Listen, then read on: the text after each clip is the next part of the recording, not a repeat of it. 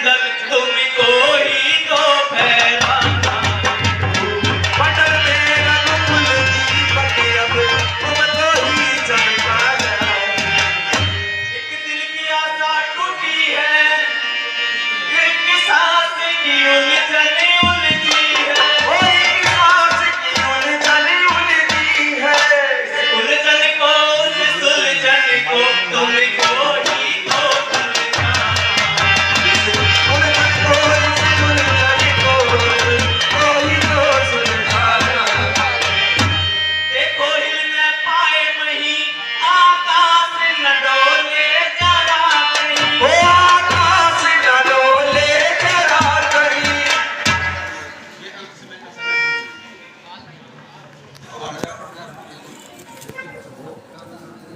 जैसे आज्ञा प्रभु।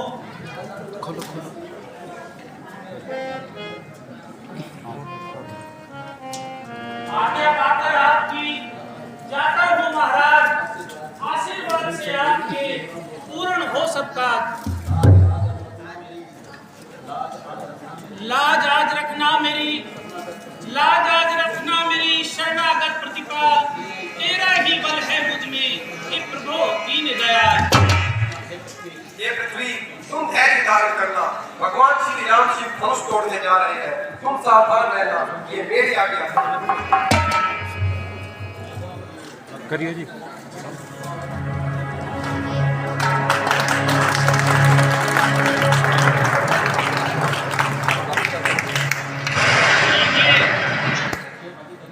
ये वही धनुष है जिससे प्रत्येक वीर भय खाता है।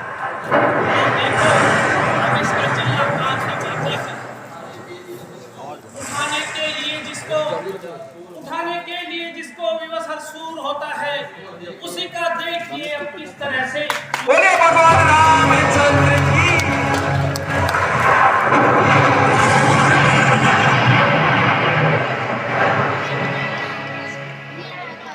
धन्य हो बेटा, तुमने रघुकुल का नाम उच्चारण किया है, जो देखते ही देखते धनुष के कई टुकड़े बना डाले।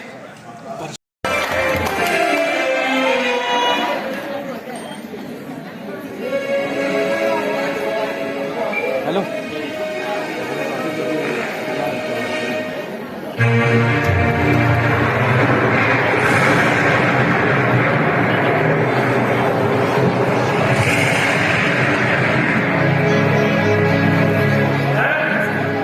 क्या कारण हुआ? काम थे तिरपाल एकदम, काम थे तिरपाल एकदम, बढ़ गए पृथ्वी में बल, डूब गए हिलते समंदर, हो गए जल। वृक्ष डोले, वृक्ष डोले, कूद उठा जंगल इधर कांपी वही, सोर इस कदर फैला कि पहाड़ों की लेके तस्वीर। आ गया मुझ पर पसीना, आ गया मुझ पर पसीना, और आतुर मन हुआ, क्या कारण आज समुद्र चाहूंगा।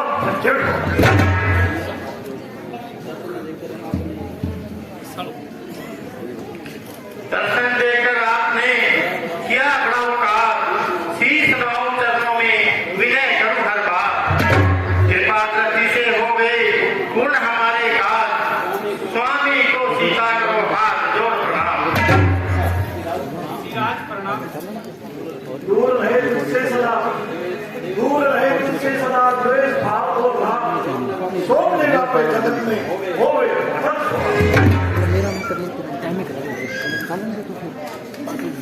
आगे बढ़ो, इन्हें नवाओ शीस, सुख दाता संकट है ऋषियों के आशीष। प्रणाम। राम लखन दोनों जियो, राम लखन दोनों जियो, सदा प्राप्त होय, नाम रहे उद्भव सदा, जग में निर्भय होय। आइए महाराज, आसन है कीजिए। कहो जनक, आज नगर गली ऊंचे महल और तारी इसलिए सवारी है, देश देश के राजा आज विफल लिए इसलिए सवारी है। महाराज, सेवक ने सीता का स्नेह बरसाया था, इसलिए ही सब नौका देकर बुलवाया था। अब आपकी कृपा। बस यह तो ठीक है, परंतु परंतु यह हिसाब किसने तोड़ा है?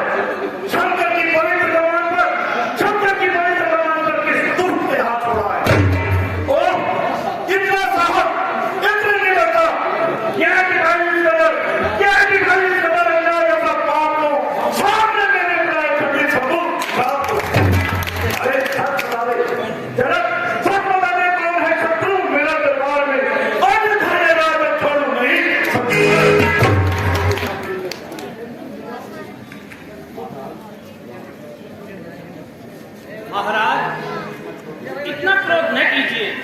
शंभुचाप तोड़ने वाला कोई आपका ही सेवक होगा।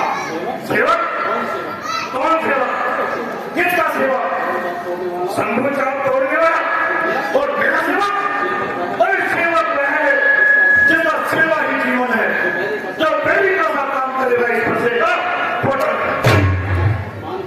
मान का बैरी है वह, और ईमान का बैरी है वो, पुतला है अभिमान का, और जिसे तोड़ा है काम से शत्रु है मेरी जान का। ओ यार ठहरे दीजिए, आखिर आप इतना क्यों टिलमिला रहे हैं? आखिर ये क्रोध किसे दिखा रहे हैं? हजारों करोड़ का युद्ध किया, हजारों करोड़ का युद्ध किया, ऐसे रणक्षेत्र में कभी देखा नहीं था क्रोध जैसा आपके मन में। अरे मोटे वाला, तुझे इतना अभिमान, शंकर की बलि पर भगवान तोड़कर इतना अपमान, क्या क्या तुम इस चोट को नहीं जानता है जो छोटे मुंह से बड़ी बातें बताता है? अरे देख मैं पाक ब्रह्मचारी हूँ, बड़ा तेजवान और पटकारी हूँ। मेरा फंसा दुष्टों की होम की बेटी है। मैंने कई बार पृथ्वी छत्र नहीं करके रावण को दान में दे दी है। महायमराज का फंदा मेरे आगे सब प्रशोषण है। इसी प्रशोषण से मैंने शस्त्र भाव को भी छोड़ा। ओहो, फिर तो आप बड़े ही बलवान हैं और अपने मुख से अपनी पढ़ाई करने में परम सुजान है। किंतु महाराज हम भी कभी उसकी भूल नहीं जो धूप देखते ही ढल जाए। बुलाने ऐसे तो हजारों बात देखे हैं, छुरी के घाव देखे हैं, कमर के वार देखे हैं। बड़े बलवान पर्वतकार देखे हैं, जो मन में से नहीं करते वही सरदार देखे हैं। भलाई धमकियों का आपकी हम पर असर होगा, डरेगा वही ऊपर से जिसे मरने का डर होगा। अरे लोग, मैं तुझे बालक जानकर तुझसे बचा जाता हूँ। तेरी छोटी अवस्था पर तरस खाता हूँ। नहीं तो मैं तेरे निर्मल शब्दों को हूँ मैं धीरे चला बैठा। नहीं जीता बचेगा, अरे नहीं जीता बचेगा तो मैं फंसा चला बैठा। क्यों नहीं, निसंदेह आप ऐसे ही हैं। परंतु महाराज मैंने भी आपको ब्राह्मण जानकर अभी तक कुछ नहीं कहा है। नहीं तो मुझे भी कई बार क्रोध आ चुका है। हमारे शास्त्रों में गौ और ब्राह्मणों को मारना महापाप है, इसलिए मुझे पश्चाताप है। कायरों को मारने में वीर की क्या शान है? तुम न देखा दीन का सत्य की क्यों संतान है? कौन इतना निडर, इतना अन्यायी, ऐसे कटु वचन कहते हुए तुझे तनिक भी डरना नहीं? अच्छा मूर्ख और समझ ले, और सीधा जब के द्वार पर देखो समाज में बैठने वाले देखो, मुझे अब दोष न देना। मैंने अब तक बड़ी शांति से काम लिया है, बार बार अपने क्रोध को थाम लिया है। परंतु यह निडर बालक बड़ा है, अन्यायी है। सांप का बच्चा जहर में घुटा हुआ फेंकेगा। अरे जीवन में सीखा था तुम्हें ये टेढ़ा हो गया। जिस कदर लड़नी भरी तुम्हारा टेढ़ा और अब नहीं छोड़ूंगा।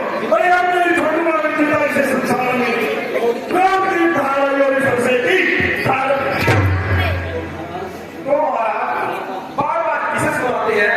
जो कुछ करना चाहता है शीघ्र ही क्यों नहीं कर दिखाते?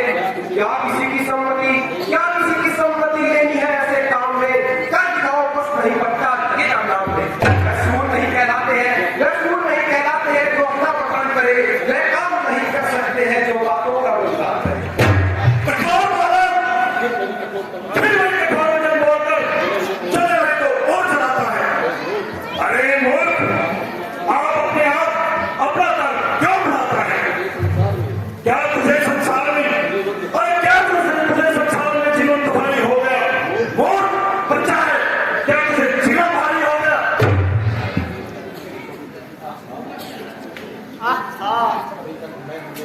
अभी तक है अंधेरे में मुनि के ज्ञान का पर्दा पड़ा है जिनके भाग्य पर अभी अज्ञान का पर्दा। बुलाकर मार्ग सीधा क्या निकट रास्ते पे चलते हैं, जिन्हें जो है ब्रह्मांड के स्वामी उन्हें बालक समझते हैं। शांत, ऋषिराज शांत, बालक तक क्रोध करना साधु का धर्म नहीं। इस प्रकार लड़ना झगड़ना ब्राह्मण का धर्म नहीं। विश्वामित्र जी, यह बालक बड़ा अधर्मी और खवार है।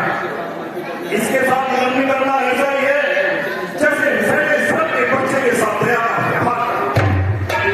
फिर भी मैं आपके कहने से इन्हें क्षमा दे देता।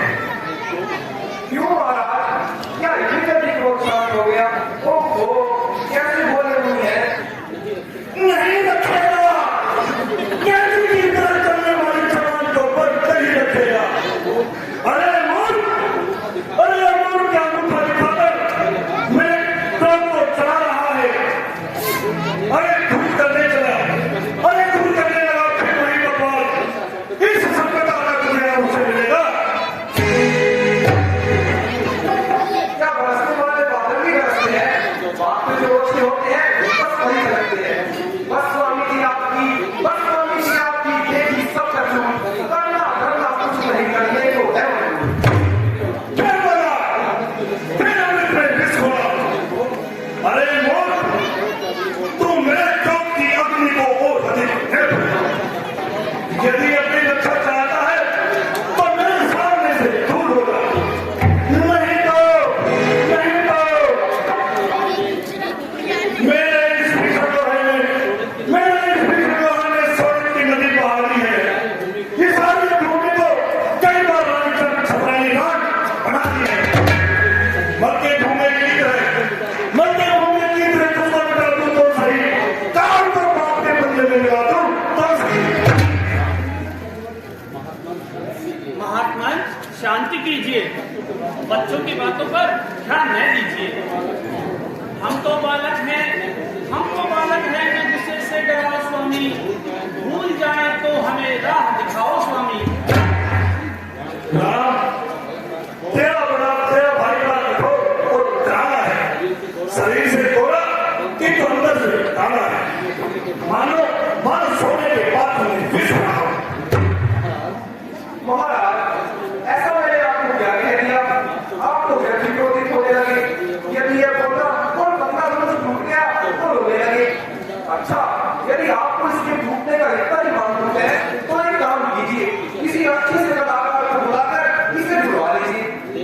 देख, हे राम, देख, तेरा भाई अब भी मुझे जला रहा है और दूर से खड़ा मुझे ऊँट दिखा रहा है।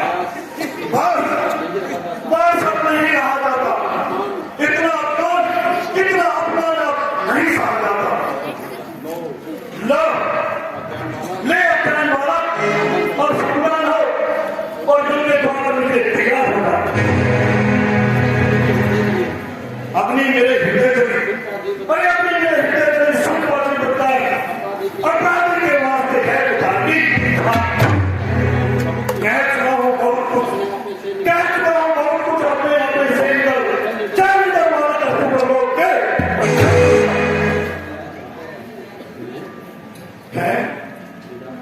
है विधाता। यह क्या जाति जलती है कि तो हाथ नहीं होता है, हृदय में अग्नि भड़कती है कि तो फंसा नहीं चलता है। स्वभाव बदल गया, साहस ठंड हो गया। बड़े वीरों का भक्त करने वाला यह कसा आज विसर्ग हो गया। और लड़ा जाता रहने को बार सुखदेव नायक से क्या जो हार भी मानी तो मानी एक बार से। महाराज, आपकी बड़ाई और प्राणों की किससे मैं बड़ी बात सुन चुका हूँ। आप कोई दूसरी बात भी सुनाइए, या तो कुछ कीजिए तब तमाम सीधे चले जाइए। आप बातें क्या कर रहे हैं? मानो मुझसे फूल चढ़ रहे हैं। नहीं बाबा, यदि इस बालक की रक्षा चाहता है तो मेरे सामने से दूर नहीं तो नाथ, इतना क्रोध करके अपने मन को क्लेश न दीजिए। ये बालक है, इसे अज्ञान समझकर क्षमा कर दीजिए। बस सुन लिया। ये जो कुछ भी कह रहा है मैं तेरे संकेत से कह रहा है। तुम दोनों ने एक प्रकार से मिली भगत काफी है। जितना यह क्रूर है उतना ही तो अपराधी है।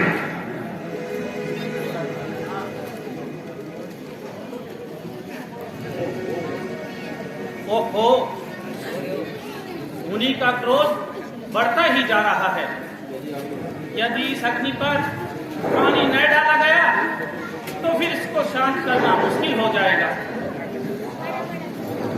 महाराज, ये आपने अच्छी रीति निकाली कि अपराध तो इनका है, भली बुरी मुझे कह डाली। सच कहा है, नीम कड़वा है उसे कोई पशु खाता नहीं। जल समुद्र का है खाली काम में आता नहीं। आग में है तेज इतना कोई पास तक आता नहीं। चंद्रमा 2 यज का है तो क्षय में आता नहीं। है मेरी अधीनता से ये सारे हौसले, आप चढ़ते ही गए हम जिस कदर नीचे ढले। अच्छा, तुझे भी धनुष तोड़कर बड़ा अभिमान हो गया है। अच्छा, जरा यह तो बता कि तू कब से बलवान हो गया है? महाराज, मैं कह चुका हूँ कि हमें बालक समझकर क्षमा कर दीजिए। यदि कोई हमारे लायक सेवा है तो आज्ञा दीजिए। अच्छा, तुझे अपनी शक्ति पर इतना ही विश्वास है तो ले, यह धनुष ले और इस धनुष पर यह बाण चढ़ा कर दिखा कि तू कितना बलवान है। लाइए महाराज।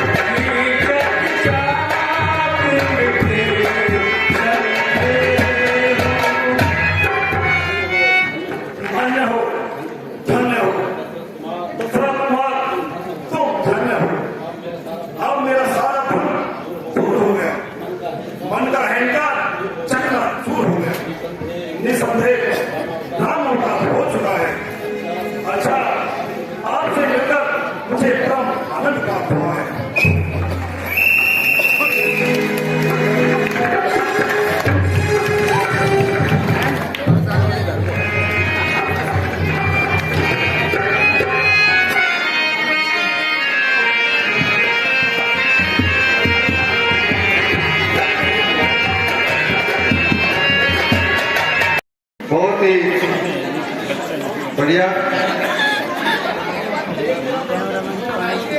आप श्री कुलदीप जी भारद्वाज को स्मृति चिन्ह देकर सम्मानित करेंगे। श्री मोहसिन जी सैनी, पूर्व प्रधान श्री दुर्गा रामलीला सेवा समिति। जोरदार तालियां सभी के।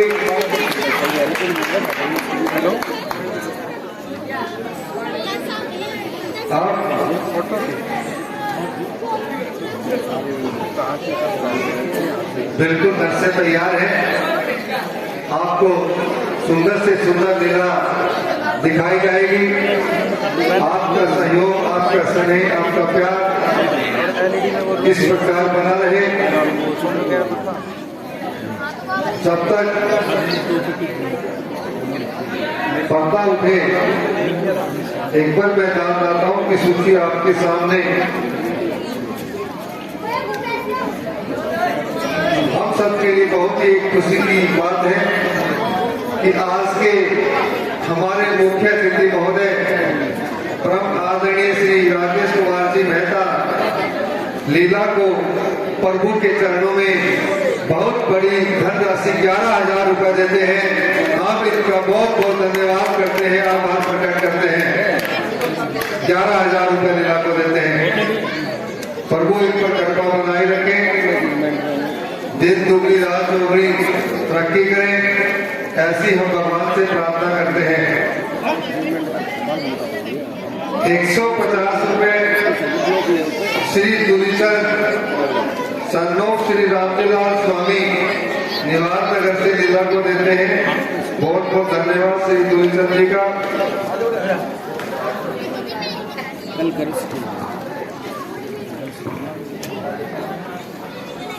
200 रुपए श्री ओम प्रकाश सैनी सन्नोफ श्री मोहन सिंह सैनी निवास नगर से 200 रुपए लीला को देते हैं। श्री ओम प्रकाश सैनी जी का भी बहुत बहुत धन्यवाद।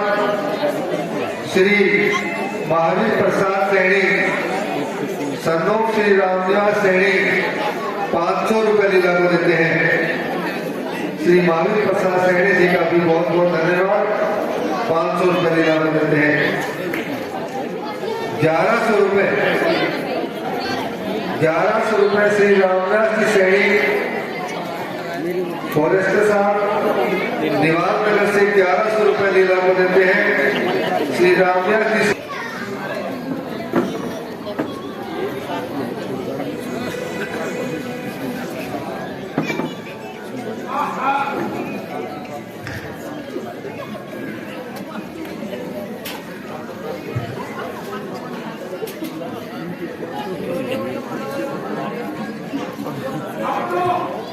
कान के पास कुछ सफेद बाल निकल आए हैं जो जवानी के अंत और बुढ़ापे के आगमन का संदेश आए हैं।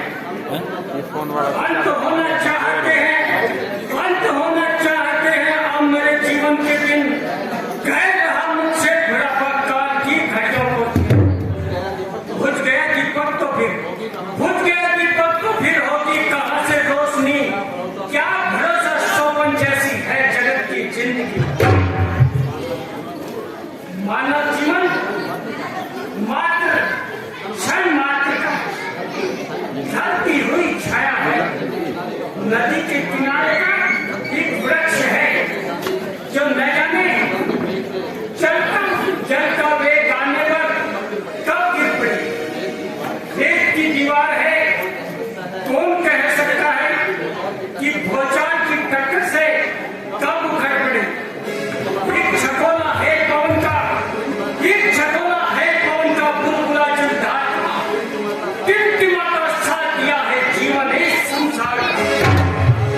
काल की गोदी में जो कुछ दिन किए तो क्या किया, रह गए तो बात किया, चल दिए तो क्या हुआ।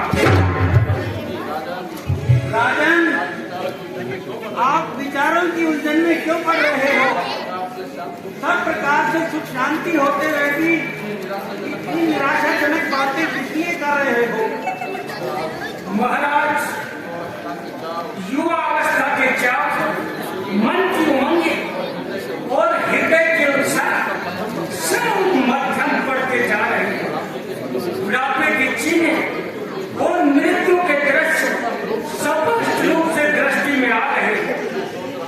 मैं सोच रहा हूं कि जो हल्का मेरे सिर से राजरूपी भार हो जाए, बचा का मेरे पीछे कोई कानून हार हो जाए तो मैं निश्चिंत हो पर लोग की साधना कर लूं, वनों में जाके अपनी आत्मा का कुछ भला कर दूं।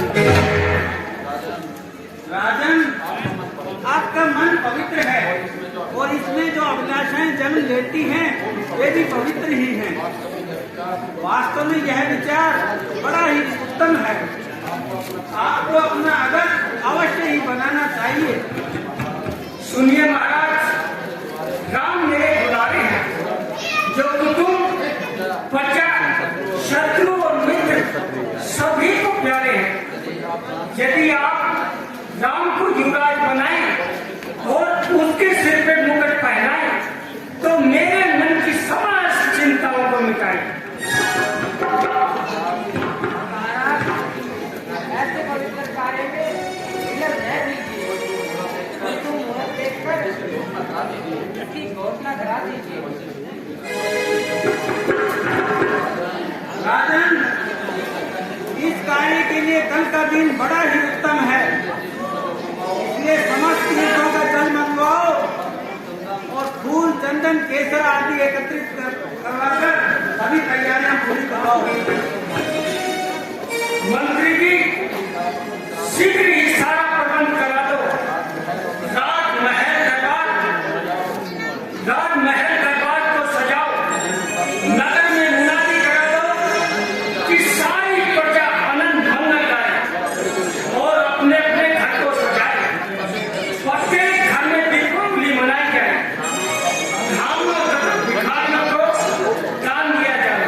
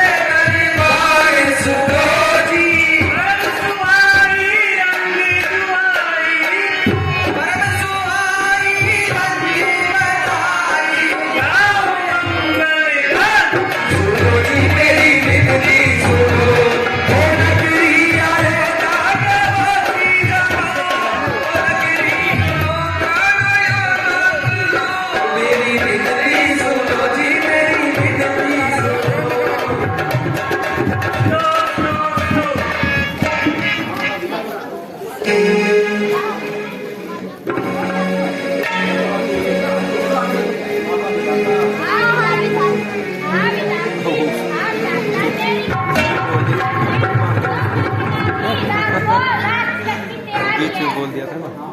हाँ भाई, हमारे यहाँ शाम का वस्तु है जो राम का पूजा करने का अवसर है।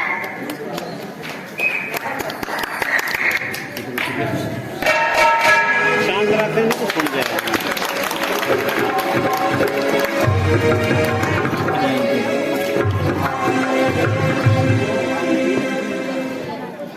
क्यों भाई, आज ये कैसा उत्सव मनाया जा रहा है? नगर को क्यों सजाया जा रहा है? राम के विवाह को 1 वर्ष बीत गया और ऐसा प्रतीत होता है मानो कल की बात है।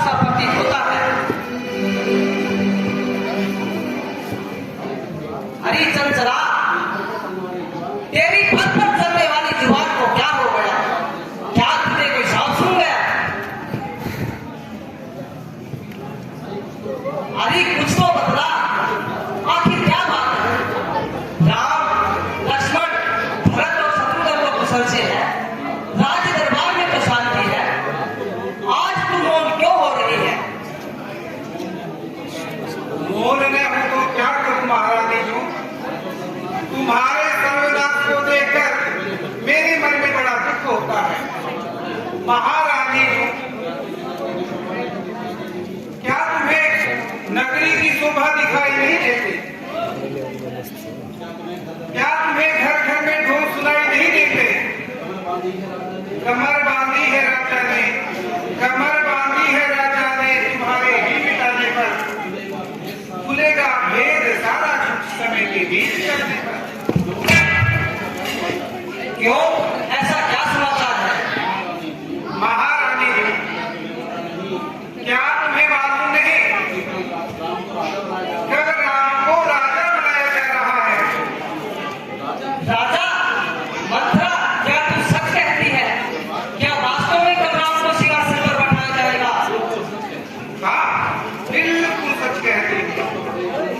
तब तो बड़े आनंद का समागम है, बड़ी प्रसन्नता की बात है। सचमुच मेरी आशाओं का कमल खिलने वाला है। और मंत्रा, याद रख कि तुझे भी भरपूर पुरस्कार मिलने वाला है। यह खास सवाल और फिर दूंगी।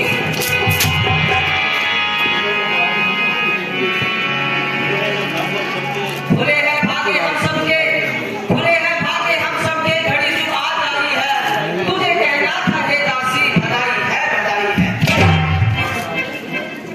महारानी, बधाई तो जिनके लिए है उन्हीं के लिए है। तुम्हारा अधिकार तो देख की आंखों मिटाया जा रहा है और भरत को ननिहाल भेजकर राम को सिंहासन पर बैठाया जा रहा है। हाय हाय महारानी, अरे लुट रहा है घर तेरा तो तू हुई है बेखबर, क्या यूं ही बैठी रहेगी आंखों पे प्रतिभा? अरे नी बात, तू क्या बोलने लगी? ऐसे अवसर पर तो तुझे आनंद मंगल गाना चाहिए, भारी उत्सव कराना चाहिए। धर्म का प्यारा है जो, धर्म का प्यारा है जो, देश का जो प्राण है, वह बने राजा तो फिर हरे का कल्याण। महारानी जी, जब तक तुम्हें हित अहित की पहचान नहीं, तभी तक ऐसी बातें करती हो। जब तक आगा पीछा नहीं देखती, तब तक मथुरा को दोष देती हो। रानी, मैंने संसार देखा है, संसार। मुझे दुनिया की ऊंच नीच का अच्छे से अनुभव है। मैं इस आनंद बधाई का रहस्य अच्छी तरह से जानती हूँ। मुझे राम के राजतिलक में कोई गहरा भेद दिखाई देता है। अरे क्या खबर तुमको छुपी है, क्या सुनहरी भोल में, देख लो कि आप क्या है भोल की सोल। चुप पापिन, यदि घर में फेंक डालने की बातें करेगी तो तेरी जीवा ताबू से निकलवा दूंगी। यदि राम को दोष लगाएगी तो तुझे जिंदगी अग्नि में जला दूंगी। खुशी हो राम की जो, खुशी हो राम की जो, राज धन दरबार दरबार, भरत जैसे हजारों राम अपने नाम बर्बाद। क्यों ना हो महारानी, जब किसी की अशुभ घड़ी आती है तो उसकी बुद्धि ऐसी ही हो जाती है। मैं तुम्हारे हित ही कहती हूँ और तुम मुझे बाकी बताती है। मैं तुम्हारा अगट बनाती हूँ और तुम मुझे गाली देती है। लो, जाने दो, मुझे तो कुछ मिलने से रहा, मैं तो दासी की दासी ही रहूंगी और तुम जानो तुम्हारा काम जाती। महारानी जी, आज तुम जिसको समझती हो दिखाई मेरी, कुछ समय के बाद आएगी ये भलाई मेरी। मंत्रा, आज तू अनोखी सी बातें क्यों कह रही है? मेरा समझ में तेरा तात्पर्य बिल्कुल नहीं आया। आ जाएगा महारानी, आ जाएगा। जब तू रानी से दासी बन जाएगी तो सारा तात्पर्य समझ में आ जाएगा। बोली रानी, तू राजा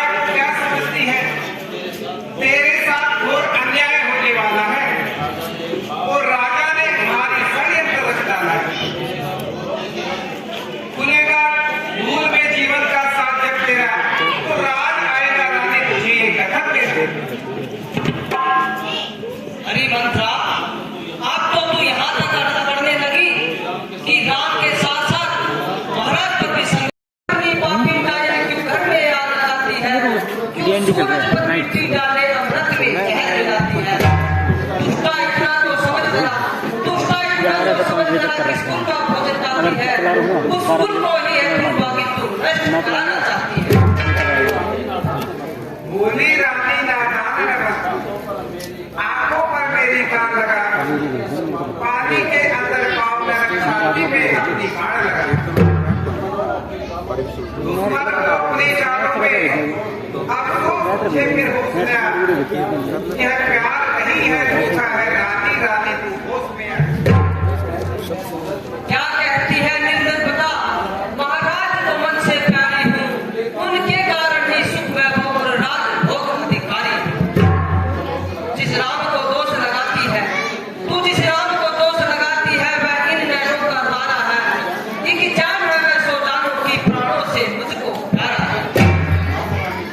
महारानी अच्छा है तो प्यारा है तो सही, प्यारे का अपना प्यार भी देख। ये तेल जो तुमने देखा है रानी, अब इसकी धार भी देख। बस मैं तो इतना कहती हूँ, फिर मुझको दोष नहीं देना।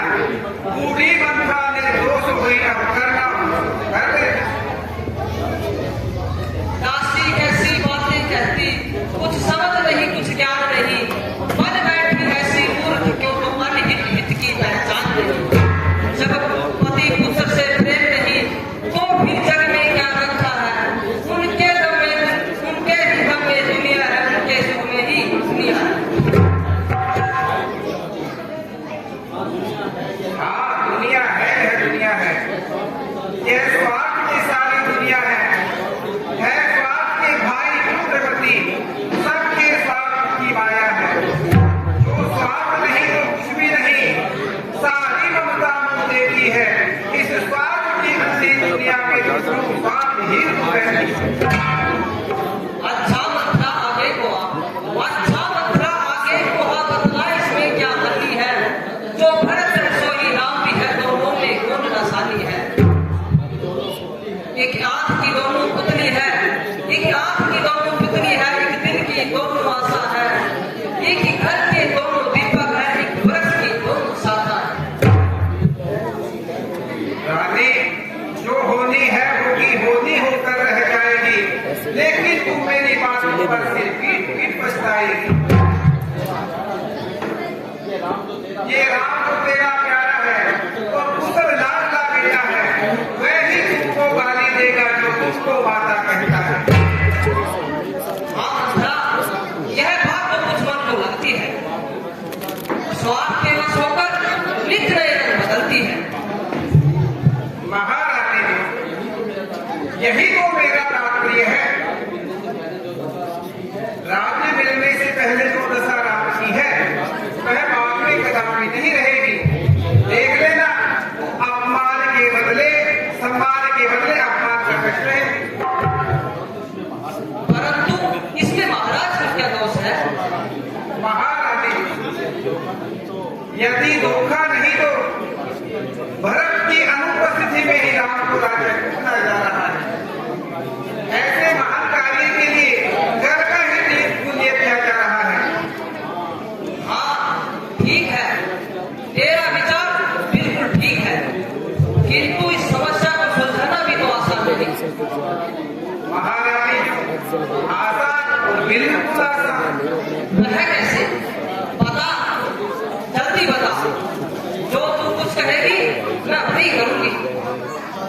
अच्छा सुनो, जिस समय राजा दशरथ इंद्र की ओर से सम्राट सिद्ध करने के लिए जा रहे थे, तो रथ का पहिया टूट जाने पर तुमने अपने हाथों से सहारा देकर के उनके प्राण की रक्षा की थी और उन्होंने तुम्हें दो वरदान दिए थे। मैं मुझे अच्छी तरह याद है।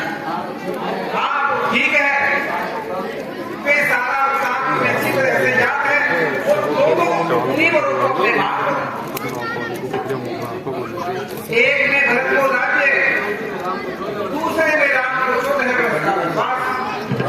किंतु राम को वनवास भेजने में क्या फायदा है? महारानी तू बहुत बोली है, ये सब राजनीति की बातें हैं।